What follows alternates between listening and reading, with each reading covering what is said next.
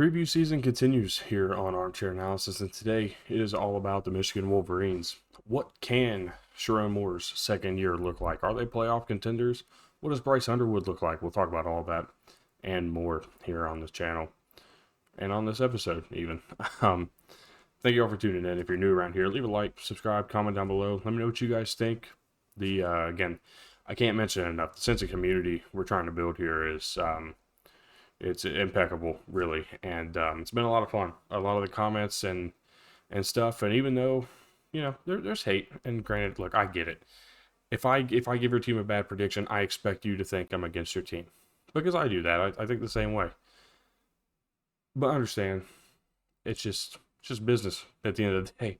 No, but in all reality, it's just an opinion, and but it is a lot of fun to do, and it's a lot of fun to hear you guys' thoughts too, because there's some that have a different way of thinking, and I like to hear that. I like to kind of understand those things, because it's not always as cut and dry, as, oh, this team's the home team, they're going to win a game, or this team's got this going on. There's a lot of roster movement, and there's a lot of different things that can affect a team's season.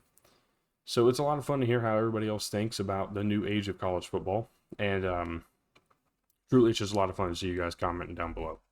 So keep doing that. Continue. We're trying to hit 125 subscribers by the end of the month.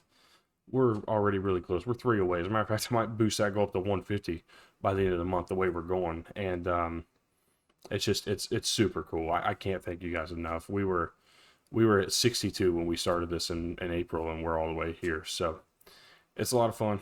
I'm going to quit yapping now. Let's go ahead and talk about some college football. Why don't we? This Michigan team last year was 8-5, 5-4 in Big Ten play. It was a drastic disappointment following a national championship. Put an asterisk on it. I don't care. At the end of the day, we all saw what we saw. A national championship on the board for Michigan. And they followed it up.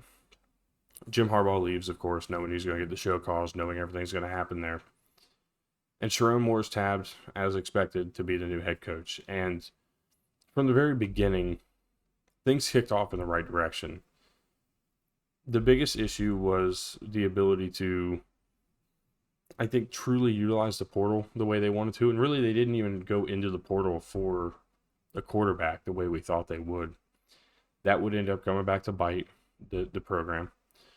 But at the end of the day, this team was not all that different from 2023. They just didn't have a quarterback. They were missing that one position that, took care of the football, helped them move down the field when the run game was not working the way it typically does. And they realized that, and I think they made good on correcting deficiencies.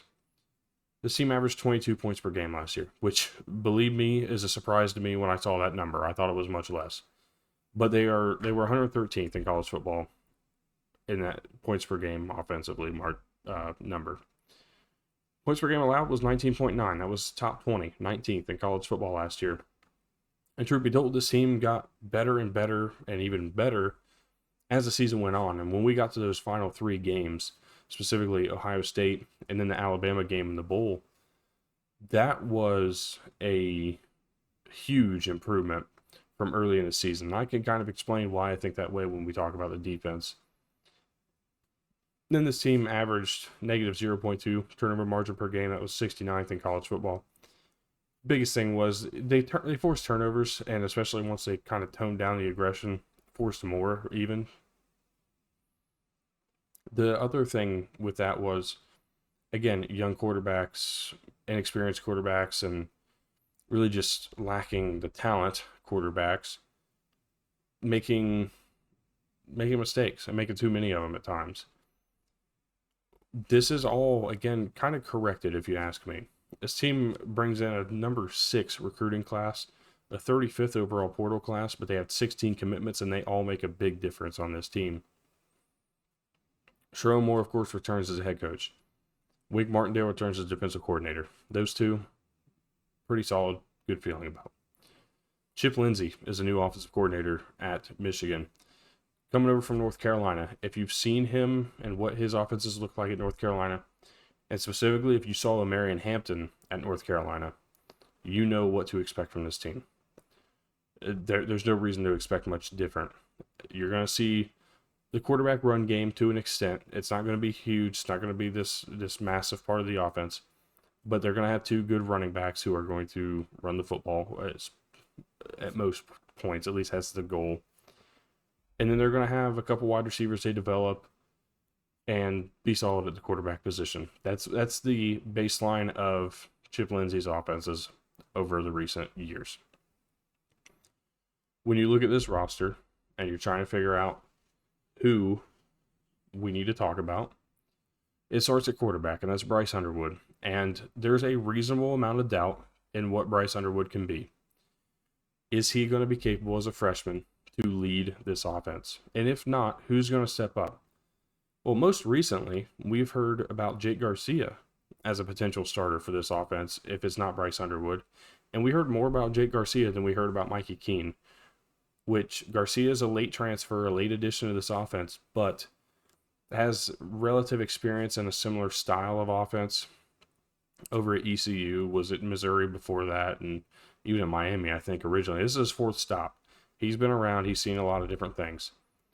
The one thing I can tell you is he's a very smart player, and while he was outdone by Caden Hauser at East Carolina, a former Michigan State quarterback, I think that he has the potential to do some good things. He's not going to be the best, and I think that it certainly would not be I don't think it would be the greatest choice, personally. But if it's not Bryce Underwood, I think Jake Garcia can do the job and do it well.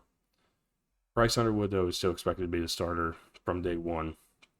And when you have a 5-star, top-rated quarterback in the country, there's a lot of expectation behind that. I've heard a lot of good things. Obviously, I haven't seen him, and to be honest, I'm not a scout. I'm not somebody who can grade players. I mean, I can give you my opinion on players, but unfortunately, the experience that I have does not match those guys. So what I've heard is good things, a lot of really good things. He's far above what they expected him to be, and that he is playing like I don't want to say a veteran, but he's practicing like a veteran, at least as spring practice went on.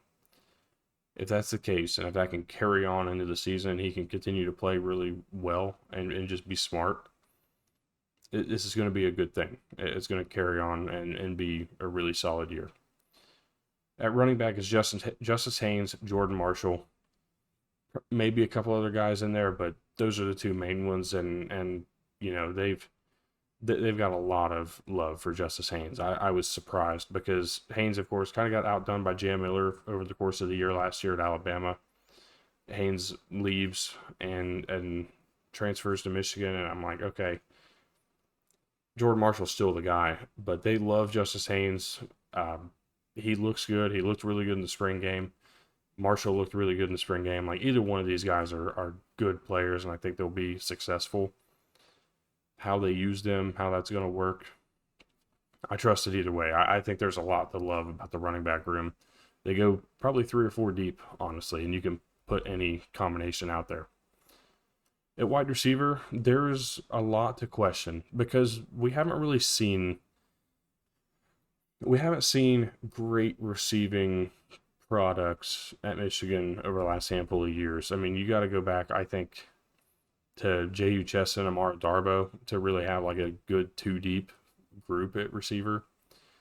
And this team, of course, over the last few years had Roman Wilson, and he was kind of the guy. Tyler Morris was expected to step up last year and really didn't fit into the offense, and now he's gone in Indiana.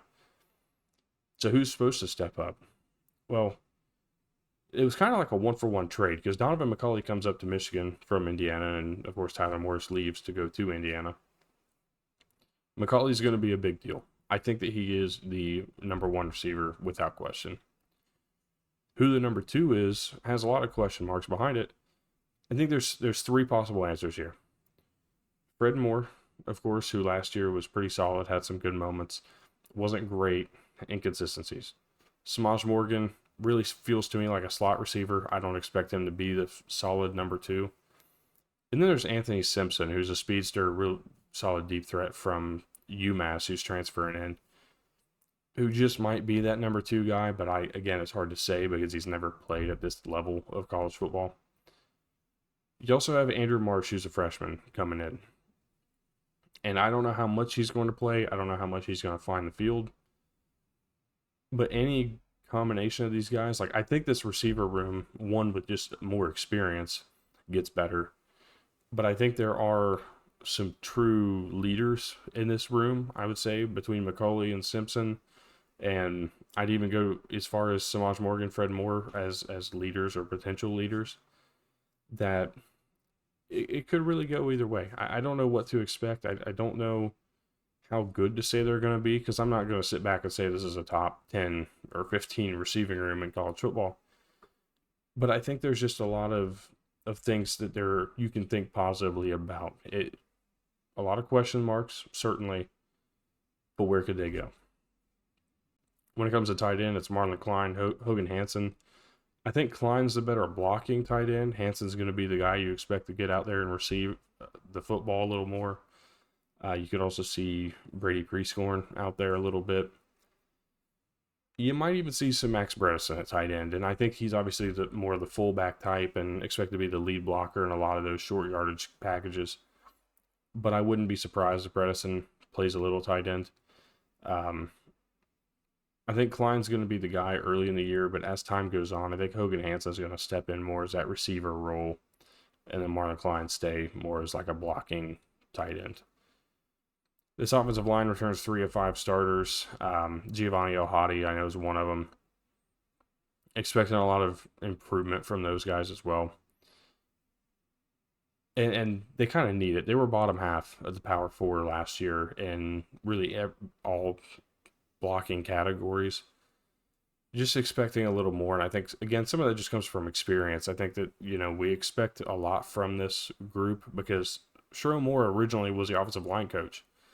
And when that kind of happens, I think that he took it very personal. Insert Michael Jordan meme, but I think he did. I think he took it very personal that they were not good last year. And he knew it from the beginning. And there was not much to be done. Over the course of the offseason, I think a lot of things were done to improve strength, conditioning, and just overall physicality of this offensive line to get them back on the level they need to be. And we saw it in the spring game. Again, what does a spring game really mean? I don't know. I mean, you kind of see who the skill players are who you want to look for, but what does it really mean when you got good on good going against each other? It really remains questionable to me. So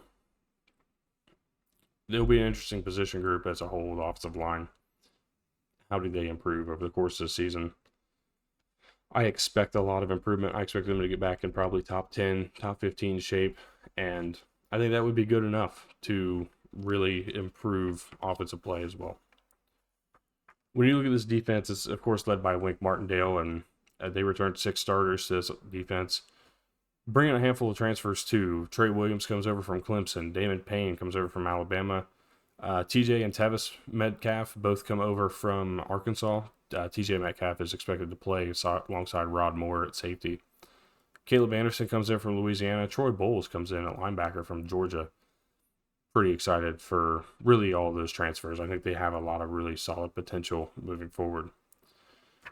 Returning leaders from last year, Ernest Hausman was fantastic last year. In the first half of the season, kind of tapered off in the midpoint, which worked out in a sense because Jayshon Barham started to kind of pick it up at the midpoint of the season. And then Hausman towards the end of the year, both of those guys were at their highest level of football, playing really good. Ernest Hausman and TJ Guy return as leaders from a tackles for loss perspective. Both of them with 7. TJ Guy leads the team in returning sacks. He had 5.5 last year. Zeke Berry had 2 picks. He returns as a leader. And multiple players had a forced fumble. There's a lot of guys to love on this team, though. It's not just Zeke Berry. I think the entire secondary as a whole is just more experienced. And they're going to be led by Rod Moore, who I can't say for certain because I don't know if this is true, but I would expect him to be a captain this year. He missed all of last year with an ACL injury he had early in the spring last season. Completely missed a year and was expected to be a pretty high level draft pick at safety. Him coming back and being able to be there all year this year is going to be a big deal. You got a bunch of guys who I think any of them could step up, and they did step up. Zeke Berry was a big one last year, stepping up in moments where it was beyond necessary. Of course, Will Johnson missed a good portion of the year last year with a foot and ankle injury, if I'm not mistaken, and at least if I'm remembering it correctly. And people needed to step up, and Berry was one of those guys. So there's a lot to love when you talk about the Michigan defense, and then part of that also falls on to Wink Martindale. And when I say that, Wink Martindale really figured out his play calling towards the end of the year. Early in the year, I mean, I'm going to be honest, I thought we were going back to Don Brown era. I thought that's what we as what a community was watching from the Michigan defense. You go back and watch 2019 Michigan and watch the first part of 2024 Michigan defense, they look pretty similar. Guys left on islands, way too aggressive, creating huge mismatches for the defense. As the year went on, I think Wink Martindale started to figure out kind of the college play calling style and how to tone things down just a little bit, which led to one of the best 3-game performances. One of these games was Northwestern, but even against Ohio State and Alabama, where they only allowed, 10 and 13 points, respectively, if I'm not mistaken. They only allowed 3.6 yards per play in those 3 games. When you can hold a offense that has Will Howard, Quinshon Judkins, Travion Henderson, Jeremiah Smith, and others, Emeka Egbuka, and others, to 3.6 yards per play. Or how about an Alabama team who really didn't sit anybody, and Jalen Milroe was still taking part in the bowl game to boost draft stock. Didn't work out that way because of how good this Michigan defense played. And this Michigan defense was missing their big names. Everybody who was going to the draft sat out. Mason Graham, Kenneth Grant, Will Johnson. I mean, those guys were gone. They did not take part in this bowl game. And we saw the 2025 Michigan defense, for the most part, minus the transfers, come out and do what they did to Alabama offensively, who was pretty much playing everybody. That was impressive, and it meant, I think, a lot for a meaningless bowl game. And I use the quote meaningless. That's what everybody's going to put behind it. Everybody's going to say that. But what we saw, it's hard to deny it. This team goes into this year really just with the expectation that anything less than a college football playoff contender moniker would be a disappointment. I think they're going to be beyond that, because it's just a team that I think is going to come together. They kind of reset their mentality. Again, a different offensive look. That's maybe a little bit of a point of confusion for a time, but how much does it really matter? Because you have a quarterback who's never learned a different system coming in, and expected to be the starter. So we'll see, and let's go ahead and predict this 12-game schedule. Starts out with an interesting first 3 weeks: New Mexico and Central Michigan in non-conference, and then, of course, Oklahoma sits in the middle of those two on the road in Norman. That's a big deal. That's a tough game. Hard to say what to expect. You also get a road trip against USC, road game against Michigan State, and then you get 2 light ones, Northwestern and Maryland, late in the season. This schedule, I mean, we're talking ceiling 11-1, floor probably 9-3, maybe 8-4 at worst. And I think anything less than 9-3 would truly be catastrophic, but really 9-3 is not playoff competitive at all. You need to be a 10-win team to compete. Over-under sits at 9.5. Their odds to win the conference are plus 1,000. Odds to win a national championship are plus 3,600. They are not far from the top in the eyes of Vegas. Let's go ahead and predict 12 games here. Starts off with a win over New Mexico. New Mexico got torched. Portal, coaching changes. It's not going to be a competitive game. But it's a learning experience, and that game could certainly affect my prediction for Game 2, which is a road game against Oklahoma. John Mateer, Ben Arbuckle. That's well documented. I've already done my Oklahoma preview. If you want to go see that, go ahead and go check it out. If you're watching this game as an Oklahoma fan, or if you're watching this preview as an Oklahoma fan, you'll know that I am taking Oklahoma to win this game. I think that they're just a better team, at least when it comes to early in the season. There's still a lot of learning to do for Chip Lindsey and how to utilize the playmakers on offense. Defensively, Michigan's going to be good. First team probably to 20, 25 maybe, and I know they won't exactly hit 25, but if somebody crosses that 25 threshold, I would probably book them as a winner. If somebody crosses 20, they're probably bumped up to about 85% chance to win this game. It's going to be a fun one. I'm excited. Sharon Moore, Brent Venables. Sharon Moore went to Oklahoma. So that's kind of a cool little storyline too that's involved in this game as well. So really looking forward to seeing that one. Michigan will get a win over Central Michigan. And now this is interesting too. Storyline that I have not covered yet, but I will here. And also along this line is that Nebraska game is supposed to be a road game. That's the only thing I messed up on here. I'm sorry. But that Nebraska game on the road and the Central Michigan game, as of right now, are expected to be games where Sharon Moore is suspended. If I'm guessing, Wink Martindale is going to be the associate head coach, or is going to be the interim head coach for those two games. How this team looks and plays, I don't know. I'm not carrying any weight about how this team looks or plays from those two games because of the distractions in place. With all that said, I am projecting still to beat both of these teams, Central Michigan and Nebraska. Central Michigan's obvious. Nebraska, this game being in Lincoln, my tone could change, especially given how this team might look, and I'm going to be paying close attention to the Central Michigan game to see how that looks and how well they play. This Nebraska game can go either way, and this is certainly a game that can flip at any time for me. But for right now, I just think the Michigan's more talented.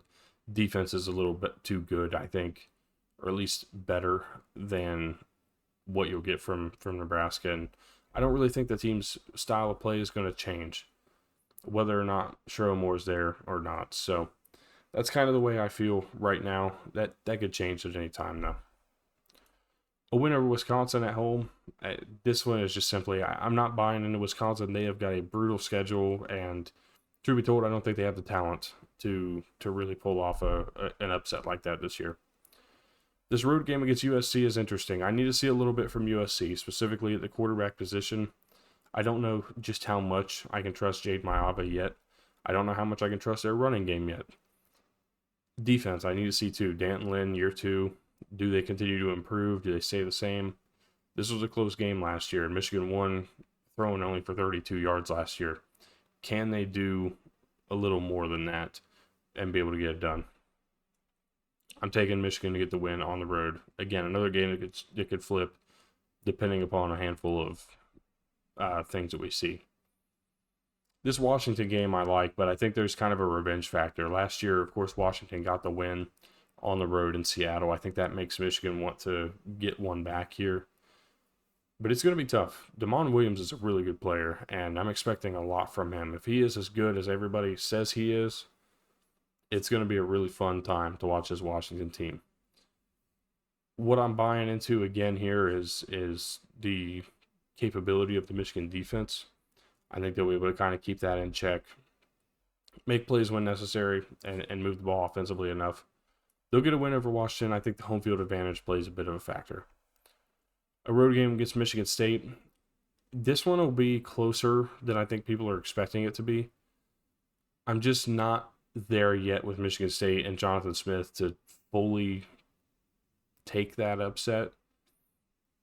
But it's a game with some potential for one. I truly believe that it could be. I'm just not there. I think it's probably less likely than it would be for Washington or USC. Purdue, I'm going to give a win. Same thing with Northwestern. Same thing with Maryland. I'm not going to waste your time with those 3 games. The talent discrepancy is very obvious, and I think that that's going to be kind of what it is. Maryland can be interesting depending on what they look like and how they play. Again, I'm very low on Maryland this year. But they do tend to always be a problem for whoever, whether it's Ohio State or Michigan, when they play Maryland the week before the game. Which leads me to the game. Michigan's won 4 in a row. And last year they did it in probably I would argue, the most impressive fashion of them all. They did it against a team that would go on to win a national championship. Whether or not you can argue that they lit the fire and that was not the same Ohio State team that they saw, that the playoffs got to see, or whether you argue that Michigan truly was better than Ohio State or played better than Ohio State would be the certain argument. Whatever your argument is about the way that game went last year, it was impressive. Sherrone Moore has now won 2 straight games as a head coach against Ohio State. The defense last year, the way they played, was beyond impressive. And when you look at this game, Ohio State, the way this game has always gone is in kind of a pattern of streaks. Ohio State's been on a handful over this century, but before that, Michigan had been on a handful of their own. It feels like the tide turned and went back towards Michigan after 2020. And when we look at this game going into this year, home field advantage has played a big factor, especially for Michigan when they are when this game's been in Ann Arbor. I think that this game being that way, being in Ann Arbor again this year, the defense having what they have and the proven production that they have, it doesn't look great by the numbers because a lot of these guys haven't started, but they did play a good amount over the last handful of years. And a lot of these guys are still champions. They've still won a national championship. They're on the roster. There's not as many, but a good portion. I think they're going to carry the streak to 5. It's going to be fun to watch, and I don't know how much I believe it because at the same time, Ohio State certainly feels like they're more talented, but it's 2 inexperienced quarterbacks. It's 2 really fun offenses, though, I think, for different reasons. Michigan's able to run the ball really well. Ohio State's able to throw the ball and do kind of what they want, especially with Jeremiah Smith. And then who on defense can step up and make that big play? I think that's where Michigan and Wake Martindale are going to be able to make that one extra play to get the win and do it again. 11-1, 9-0 in Big Ten play. And no, I'm not sold on that. That's very likely going to change and maybe be 10-2 and 8-1. I don't know where it's going to be though. I don't. But it's likely to change. Subject to change, I guess is the word to use. Simply because I don't know. When August comes around, I'm going to do like a full conference prediction. And this could look a lot different. I don't know. I need to look a little more into these teams and kind of see. But it's a very light path for Michigan to get there. Be 9-0. That'd put them in Indy. Put them in the college football playoff. We'll see if that happens. It really kind of boils down to Bryce Underwood or whoever the quarterback is, how they play, and how this team kind of fares. And really, if there's anything more added to the suspension for Sherrone Moore, does the NCAA accept that 2-game suspension for Central Michigan and Nebraska? Or does the NCAA add something onto that? That's to be determined, of course. Thank you guys for tuning in, though. Let me know your thoughts down below. If you're a Michigan fan, let me know what I may have missed. If you think I missed anything, let me know let me know what you disagree with, agree with. Either way, all opinions are welcome here.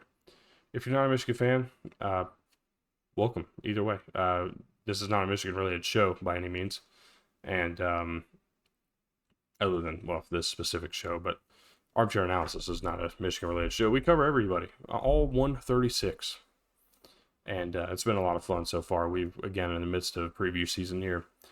And tomorrow, we welcome a very fun team into this one.